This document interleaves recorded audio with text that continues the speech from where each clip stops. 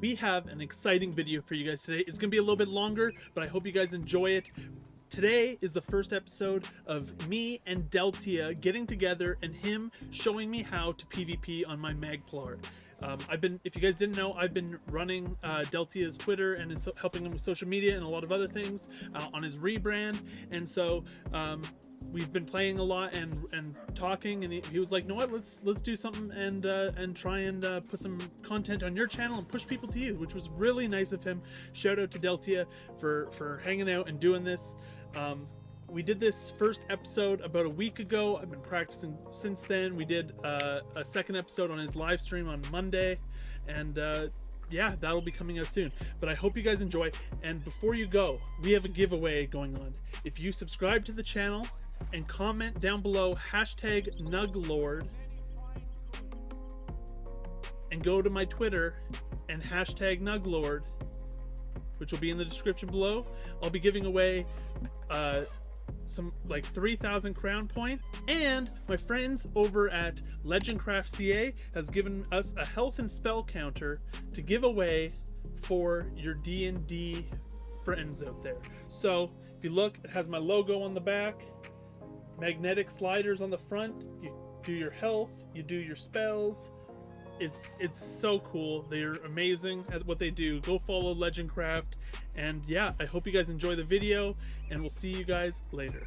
So what I like to do is kind of see where you're at, just from my perspective. Now I have more CP than you, I have better gear and so forth, so I'm not going to just be a meatball about it, but yeah, just to kind of see where we're at. I can switch to my False Gods and Mother Sorrow set, which is my PvE set. Do you think that would do better?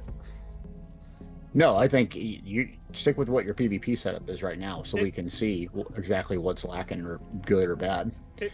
So invite you to duel here.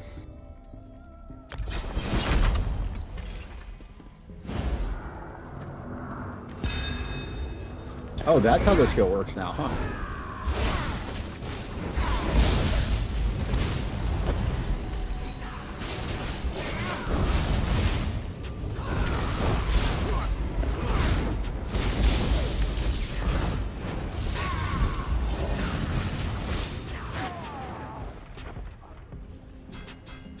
Okay.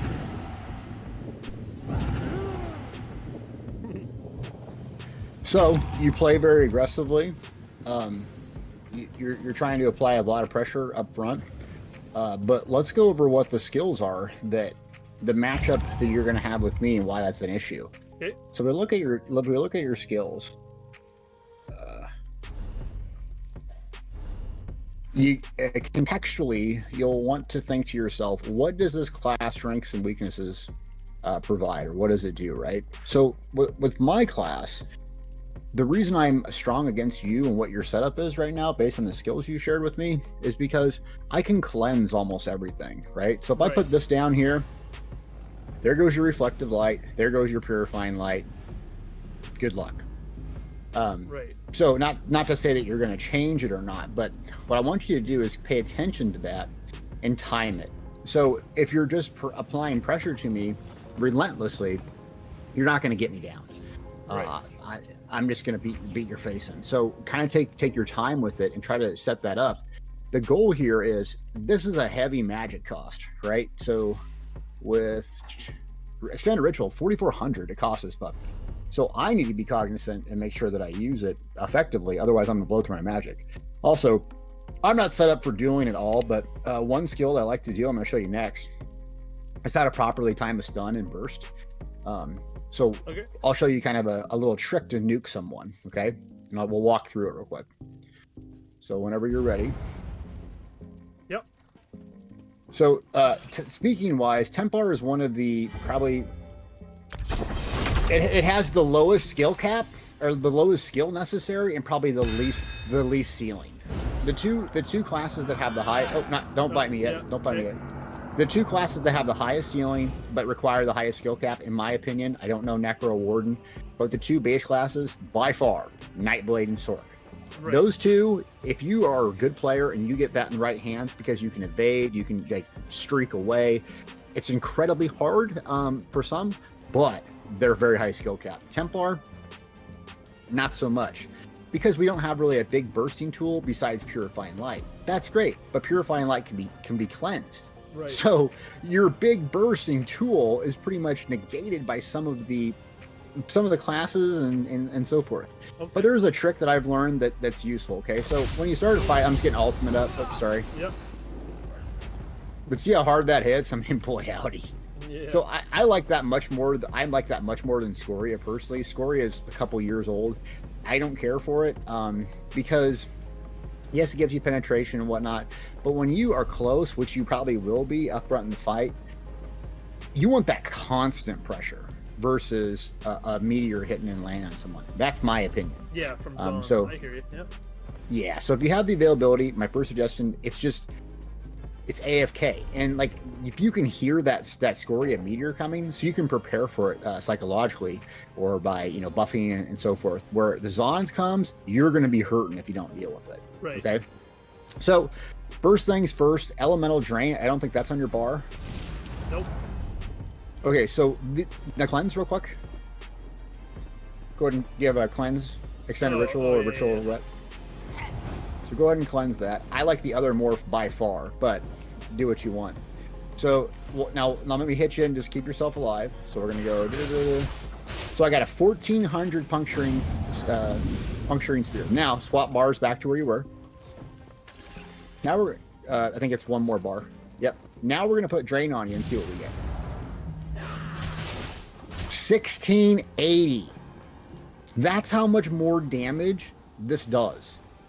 It's a massive amount of more damage. Now let's look at the benefit of it. Elemental drain. You know how much it costs? Nothing. You know what the range is? 28 meters. The duration? 23 seconds. Why I say this is, it's going to hit, you're going to hit very, very hard. Plus, you're going to get magic back. Now that I'm using this, I will not take it off my bar. I will drop beam in a heartbeat for this. Because I hit harder, it costs me nothing, and I regen magic consistently. It's fantastic ability.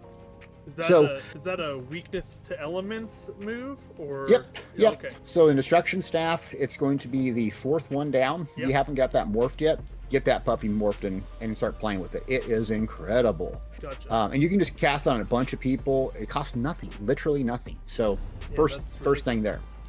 So when you start, you're going to debuff someone, so they're going to take damage. You're going to have some more sustain. You're going to get your major sorcery up, Mind's Degeneration, and then you're going to put your buffing tool, your big burst on. Okay.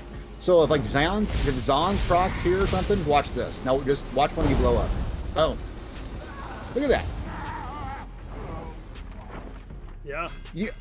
I'm AFK. I'm in heavy armor. Yeah, Zons did 19k. It just blew you up because you're in light armor. So I'm just going to shoot you up. You're light armor, and I put elemental drain on you. That's a problem.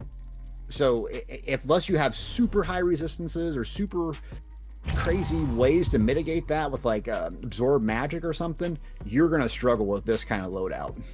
And it's nothing against you as a player. In fact, you could be great. You're offensively, you have a lot of offensive potential, but the setup right now for what the game's current state is, and this is pre-recorded at Champion Points 2.0, it's not going to function well for you right now. But we'll work on it. So what I want you to understand is elemental drain, try incorporating that in your bar. I highly suggest extended ritual. Ritual of Ret ticks like a pickle. It don't do much damage, and you can use it if you want. But to get more cleanse, more harmful effects, 5 harmful effects. So when a dragonknight leaps to you and puts 3 or 4 dots on you, and you got someone shooting a poison injection on you, you got 5 dots. You're taking 5,000-6,000 damage a second just sitting there, right? Pop this sucker, nope, nothing. So it is an incredible defensive ability. Ritual of Ret, you can graduate to that when you learn how to survive better. But right now, no go. In terms of mobility, what do you use to get out of snares and speed up? What do you use? I haven't been using anything at this time. I usually just try to dodge roll out or just break it. Yep. You'll always need some type of mobility tool. So extended ritual can serve as that as well. But what I think is absolutely the best is the Sigic order one. So do you have Sigil Order unlocked on that guy, or? I do. So Race Against Time, the third ability down. Getting to this puppy takes a while.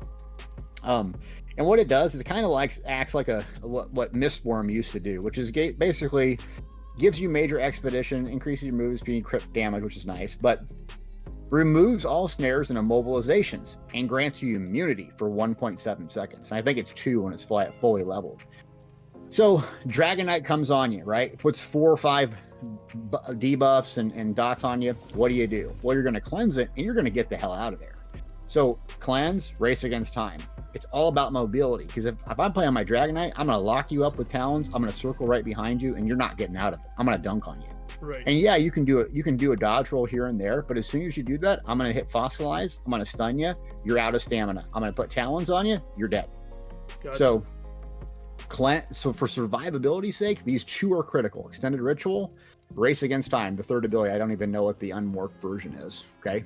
Okay, I have the other morphed version. I have channeled acceleration, which is what I was using on PvP like a build or 2 ago. So I'll just have to remorph it. And try that one. There's a lot of top end players that like that morph more preferably. But for me, I always err on survivability. If I'm dead, I'm not having fun. So I'd rather not be a glass cannon. And when you get more effective at the game, you become better and you know how to defend yourself without just abilities and passives, then maybe switch it out. But for the start, to get the hang of mobility and line of sight and keeping yourself alive, I'd highly recommend this. It just saves your life, okay? And what would you... This is on my back. Yeah, go ahead. What would you replace that with? Like, or what would you replace on my bar for that? Let me go look at it again.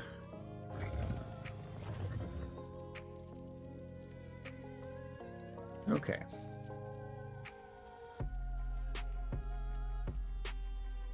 So Radiant Oppression, I would drop for Elemental Drain. Reason why? The entire fight that we fought, you had no opportunity to use it. It was a dead skill. It costs a lot. It can be bashed. It's easily avoidable. And it can be cleansed. It's just not an effective skill. Just all the way around for this aspect. Yes, you can nuke someone down right away, but Elemental Drain is going to keep you up. It's going to make everything hit harder. It's a much more valuable skill, in my opinion.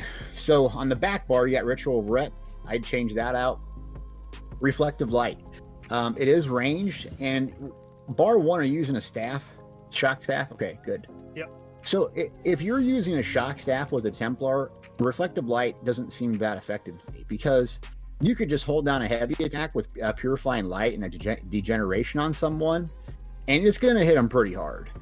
So remember, you're kind of playing a melee build. So Reflective Light, yes, it gives you crit, but it costs a lot.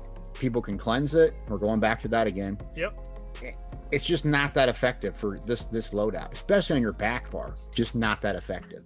So, in my opinion, you gotta drop Reflective Light for some speed. The Living Dark, that's a situation one. That could be really good to keep yourself alive in a 1v1 like we're doing. So that's up to you. I put like a stun on my back bar, because your build right now, looking at it, you lack an on-demand stun. The better players you face, the less toppling charge is going to work, because they can recognize it, they can counter it, they're going to block it, and you're not going to be able to get a stun off.